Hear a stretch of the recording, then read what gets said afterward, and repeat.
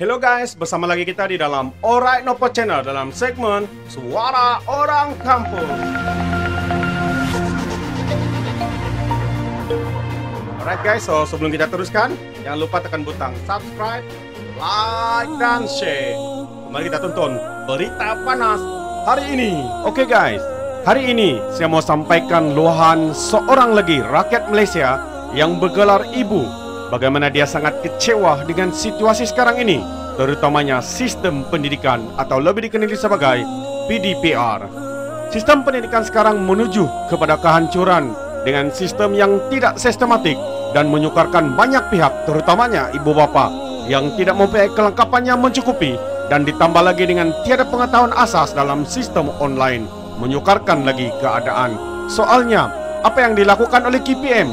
Apa yang dilakukan oleh Menteri Pendidikan? Apa bantuan telah diberikan? Berita laptop percuma sampai sekarang tiada berita. Menterinya pula buntu dan tiada hala tuju yang nyata sampai bila perkara ini akan berlanjutan. Dengan itu, mari kita ikuti suara hati seorang ibu 11 hari bulan Februari 2021. Katanya, sudahlah KPM, AM dan luahan hati seorang ibu. 2 hari lepas ialah kemuncak kesabaran saya terhadap sistem PDPR sejak COVID menjelma di tahun 2020. Saya dah tak mampu kop dan peratenaga saya lagi. Kelas online katanya, tapi jadi kelas tempek link YouTube, tempek homework online di WhatsApp group. Saya cuba ikuti dan fahami dari tahun lepas. Okey, mungkin perlukan masa untuk beradaptasi dengan sistem sebegini. Tapi bila tahun ini pun dok buat benda yang sama, saya give up, katanya. 1 hari 3 subjek, anak saya 3 orang, Form 2, Form 3 dan Form 4. Kelas kafah lagi 3 subjek. Kira tengok berapa saya nak hempuk atas kepala saya untuk mengajar anak-anak. Saya sudah sehabis baik sediakan kelengkapan belajar online di rumah. Laptop, PC seorang satu, buku-buku latihan segala-galanya. Setiap hari dari setahun lepas, saya komited untuk anak-anak saya, katanya. Saya tolak hampir semua tawaran kerja, training semata-mata nak spend masa untuk pelajaran anak-anak. Bermula pukul 8 pagi, grup WhatsApp sekolah akan dapat link YouTube, gambar-gambar dan kerja rumah. Lepas habis satu kelas. Lepas tu perkara paling annoying, berdedai-dedai list kehadiran dalam grup WhatsApp dan juga hasil kerja sekolah. Suruh cikgu semak. Kadang-kadang WhatsApp grup sekolah jadi medan pertandingan. Anak siapa dulu siap, anak siapa paling rajin, anak siapa buat elok, mak-mak siapa bagui. Belok de kelebet anak 24 jam, katanya. Semalam ada seorang cikgu sekolah anak saya yang buat kelas mengajar depan-depan melalui Gmail. Cikgu Zaitun namanya. Saya rasa betul-betul ringan sebelah paut selepas cikgu mengajar secara two-way communication begitu. Ada lagi seorang cikgu maths tahun lepas, cikgu Sari namanya, buat inisiatif rakam sendiri dirinya mengajar di whiteboard. Walaupun pelajar tak dapat respon on the spot, tapi pelajar boleh rasakan kehadiran cikgu. 2 cikgu ini saya puji dengan sangat-sangat hargai. Terima kasih cikgu, katanya lagi. Petang pula kelas kafa, mujur juga saya baru jumpa kelas kafa swasta kat dalam taman ini.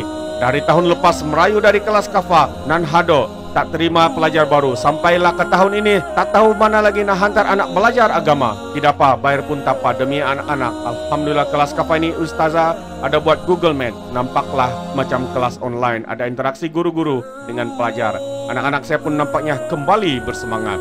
Okey, masuk bab saya pula. Dari pagi siapkan sarapan, set up kelas untuk anak-anak. Saya sendiri pun ada kelas online sambil ajar anak, sambil usung laptop masuk dapur, prepare lunch sambil saya jawab exam, prepare modul, recording segala. Alhamdulillah saya sabar dan sabar lagi lalui hari-hari mendatang. Sampailah ke tarik 2 hari bulan lepas, saya burn out. Saya terlampau letih. Saya dah tak sanggup. Saya buka shower dan menangis semau-maunya di bilik air sebab tak nak anak-anak nampak. Lepas tu baru saya boleh cool dan down balik. Otak saya baru boleh berfikir secara rasional. Sila berikan komen anda. Saya buat keputusan, saya dah tak berminat ikut sistem pendidikan macam ini. Anak-anak saya dan saya bertanggungjawabkan sepenuhnya ke atas mereka. Bukan cikgu-cikgu hatta KPM sekalipun. Kalau anak-anak saya melingkup pun takkan ada siapa yang peduli. Jadi saya duduk di meja tulis dan rangka strategi baru. Saya print semua silabus sekolah anak-anak saya. Saya buat jadual kami sendiri. Setiap hari 1 jam kami berempat duduk dan go through setiap satu tajuk bagi satu subjek kerja rumah yang dikirim oleh pihak sekolah. Jatuh tempat kedua ada masa baru buat subjek pendidikan seni, muzik, jasmani dan lain-lain. Saya tolak tepi sebab saya tahu anak-anak saya dah cukup aktif dan kreatif. Ada satu lagi masalah berkenaan subjek sains. Zaman sekarang sains lebih kepada menghafal jargon-jargon dari pemahaman sains itu sendiri. Saya adalah peminat dan SPM A1 score mata pelajaran sains. Saya fikir jika masa sekolah dulu saya dipaksa hafal inference, malar, tak malar dan tahap apa lagi? Kemungkinan besar saya akan benci subjek sains. Subjek sains sepatutnya fun, bukan stressful. Masa 2 jam saya menangis-nangis tuh, perasaan saya bercampur baur. Ada yang menangis sebab kasihankan diri saya sendiri, ibu bapak lain, dan guru-guru sekolah. Saya boleh katakan celik juga IT, pun rasa sangat-sangat terbeban.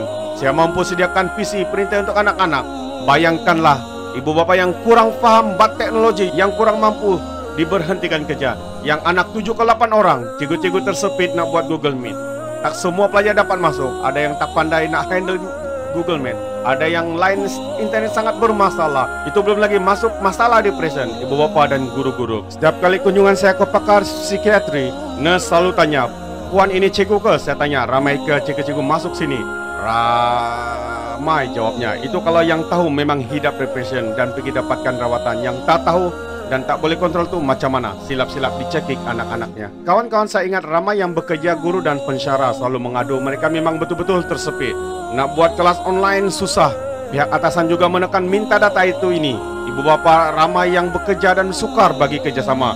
Kalau ada pun waktu malam saja. Last back to square. Kami ibu bapa sudah lelah.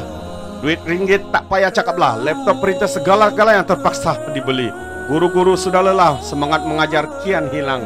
Entahlah, saya betul-betul penat dan fed up. Jadi saya buat keputusan nak mengamalkan konsep mampu IP. Kalau anak saya larat buat kerja, buatlah. Kehadiran dalam WhatsApp kelas pun saya dah menyampah nak isi. Kalau ada mood saya isi, kalau tak nak lantaklah. Sekarang kami fokus kepada strategi dan jadual baru kami. Yang penting pemahaman anak-anak saya, bukan kehadiran. Sejam 2 sehari fokus setiap topik match. Better dari hari-hari dok buat kerja sekolah tapi haram, tak faham apa. Sekian dulu, demikianlah berakhirnya kota beletiak saya pada hari ini. Saya perlu jaga kesihatan mental dan fizikal saya. Kalau saya letih, kalau saya sakit, kena masuk ward gila. Siapa nak jaga anak-anak saya? Now saya letih sangat-sangat, nak makan ubat dan tidur. Hari ini saya bagi cutikan anak saya. Yahoo. Ini adalah luahan hati seorang ibu yang begitu tertekan dan terdesak dengan sistem PDPR yang dilancarkan oleh KPM. Jadi, adakah perkara ini adalah satu yang benar untuk dilakukan?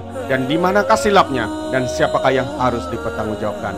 Jadi, saudara dan saudari, sekali lagi terima kasih kerana mendengar dan menonton video ini. Fikirkan, dan sebelum saya mengundurkan diri, seperti biasa, peribahasa mengatakan, tapapun kangkap, buaton keinginan. Sekian, bye-bye.